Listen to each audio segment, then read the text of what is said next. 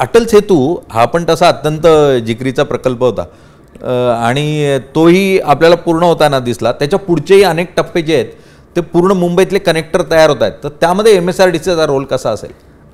अटल सेतूच्या नंतर multi modal corridor ही एक महत्त्वाची लिंक आहे मुंबईतली, जी MSRDCकडे आहे.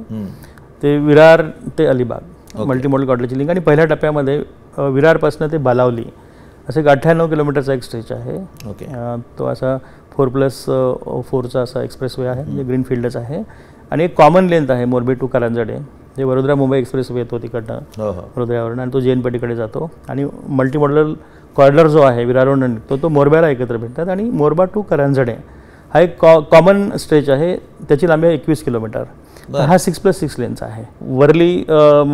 वरली बांद्रा सीलिंग झाली, म्हणजे बांद्र्यावरनं एक वर्सोवापर्यंत एक सीलिंग होती, ते MSRDC करते आहे.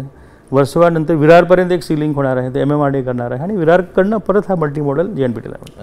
म्हणजे एक साधारणतः 169 किलोमीटर लांबीची अशी एक रिंग मुंबईभोवती तयार होते, आणि एक मुंबईचे रिंग रोड म्हणून ते ॲक्ट होईल भविष्यामध्ये. आणि त्यामुळे मुंबईमध्ये जे काही आता वाहनाचं जे काही वाहन कोंडी होते, जे ट्रॅफिक जाम्स होतात, त्यामुळे जे काही प्रदूषण वाढतं आहे ते प्रदूषण निश्चितपणे कमी होईल.